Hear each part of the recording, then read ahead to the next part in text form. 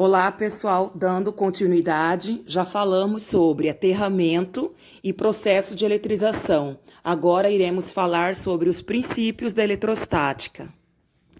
Princípio da atração e repulsão. Cargas elétricas de mesmo sinal, aparece uma força de repulsão entre elas.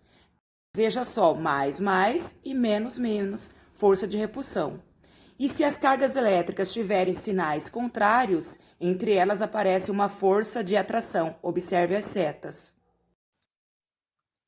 Princípio da conservação da carga elétrica. A carga elétrica não se cria, não se perde, apenas se transfere num sistema eletricamente isolado, tá? Ou seja, sem fio terra a gente está considerando. Então, a soma das cargas elétricas, ela será, então, constante. Como exemplo, vamos supor aqui, ó, nessa situação, você tem um corpo que vou chamar um corpo 1, corpo 2, que tem uma carga Q1 e um corpo 2 com uma carga Q2. Tá? Digamos que você vai fazer o contato entre esses dois corpos. E ao final, quando você separar, qual será o valor da carga de cada um desses corpos? Lembrando da conservação de cargas. O que você faz? Você vai fazer o seguinte, para saber a carga final de cada um desses corpos. Então, vamos lá. Você vai somar a carga que os corpos tinham no início. Como eu tenho apenas dois corpos, você vai somar os dois. Se fossem três, você somaria a carga dos três, tá? Então, pois bem, são dois, você vai somar a carga total antes. Então, Q1 mais Q2. Ok? Lembrando que eu vou chamando isso aqui de carga final do corpo 1 e carga final do corpo 2, tá? Então, depois do contato. Para essa situação, vamos supor que esse corpo 1 esteja carregado positivamente com uma carga total 3Q. E o corpo 2 com uma carga total menos 5Q. Tá? Essa é uma situação antes. Eu vou fazer o contato e quero saber qual vai ser a carga total final. Como que eu faço para eu calcular? Simples. Basta você... Lembrando que no final elas vão ficar com as cargas elétricas iguais, tá? Total. A carga que o corpo 1 ficar é igual à carga que o corpo 2 ficar. Como que você faz para saber a carga de cada um? Você soma quantos que elas tinham antes, tá? E divide por 2. Soma e divide por 2. Então, vamos fazer essa representação. Quanto que vai dar? Q1, 3Q mais... Quantos que a carga 2 tinha? Menos 5Q. Então, você vai somar e dividir por 2. Então, 3 mais menos 5Q. Então, mais vezes menos vai dar menos. Então, 3 menos 5Q vai dar menos 2Q, tá? Ok? Então, você vai ter menos 2Q dividido por 2. Então, a carga final vai ficar menos Q. Ou seja, esta esfera, após o contato, ela vai ficar com uma carga de menos Q e a outra carga também menos Q. Observa que se você somar a quantidade que você tinha antes, é igual à quantidade que você vai ter no final. Como assim? Soma a quantidade que você tem aqui antes. Quanto que é 3Q mais menos 5Q vai dar quanto? Menos 2Q. Menos 2Q é o total que eu tinha antes. Após o contato, quando você somar, então essa daqui não tem menos Q e a segunda menos Q, quanto que dá a soma das duas? Menos 1Q mais menos 1Q vai dar menos 2Q, ou seja, o total de carga se conservou. Onde mais tem eletricidade estática? Observe que na formação dos raios, o que nós temos? Nós temos imensas quantidades de poeiras, né, que se misturam às nuvens devido ao movimento, devido ao vento. Então, você tem um atrito de poeiras e outras partículas na nuvem, misturada com, por exemplo, com partículas minúsculas de gelo, tá? E esse atrito você já estudou que a eletrização por atrito vai fazer com que ali você tenha uma separação de cargas. Então, podemos dizer que a nuvem vai ficar com separação de cargas. Você vai ter cargas, uma quantidade de cargas positivas de um lado e uma quantidade de cargas negativas do outro lado. Por outro lado, a Terra se comporta como um corpo eletrizado negativamente. E nas extremidades eu tenho o quê? Eu tenho as cargas positivas.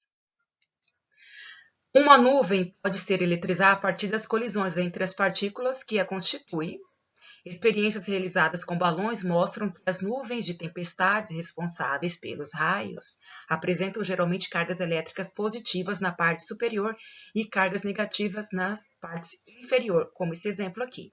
E quando o ar, que a gente sabe que ele é um isolante, então quando é rompido essa rigidez dielétrica, o que acontece? O ar ele passa a conduzir eletricidade. Nessa situação, então há uma descarga elétrica. Ao passar nas proximidades das superfícies terrestres, a nuvem induz cargas de sinal contrário. E você tem, então, uma descarga elétrica. Tá? Descargas elétricas da nuvem para o solo, essa aqui é uma representação, então a rigidez dielétrica foi rompida e você tem a formação do raio. Mais aplicação de eletrostática. Essa aqui é uma reportagem onde essa eletricidade estática ela foi responsabilizada pelo incêndio que destruiu uma minivan em um posto lá em uma cidade dos Estados Unidos. Conta-se nessa notícia que uma senhora ela foi lá, ela pegou a bomba de combustível e colocou no automático lá para poder abastecer. Então ela foi para o interior do seu carro e encostou no banco isolante, né? E começou a ficar ali, começou a se mexer, ela foi eletrizando o corpo dela com atrito. E ao chegar novamente na bomba, aconteceu essa descarga elétrica devido à eletricidade estática e houve esse grande incêndio.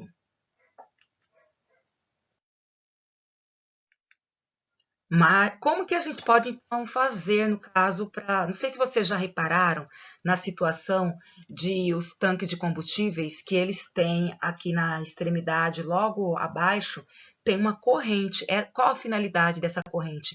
É justamente para controlar essa eletricidade estática, para fazer com que a carga acumulada escape, para que evite possíveis acidentes. Vamos praticar um pouquinho. Vamos aqui. Um balão tem uma carga negativa quando esfregado por um pano de lã. Então, essa que é a situação. Se o balão pode atrair alguns pedaços de papel, qual dos itens a seguir não pode ser a carga do papel? Qual não pode ser? Gente, se o balão atraiu, será que o balão pode atrair um corpo neutro? Sim, a gente já viu que sim. Então, o papel poderia estar neutro. Tá. Será que ele poderia estar positivo? Se por acaso o papel tivesse positivo, atrairia? Atrairia. Por quê? Porque uma carga negativa atrai uma positiva. Logo, e se por acaso o papel estiver eletrizado, estiver com uma carga negativa, será que o balão vai atrair? Não, porque cargas de sinais contrários se repelem. Tá? Então, a resposta seria o papel, a carga do papel não deveria ser o quê? Negativa. Outra situação. Um balão tem carga negativa quando esfregado por um pano de lã. Durante a fricção, o que foi transferido entre o tecido de lã e o balão? Então, veja só, o balão tem carga negativa. Se ele tem carga negativa, o lã ficou o quê? Eletrizado positivamente, né? Então, durante a fricção, o que foi transferido entre o tecido de lã e o balão? O que foi transferido, gente? Pensem, sempre o que é transferido nunca é prótons, tá? Apenas elétrons. Ficamos por hoje.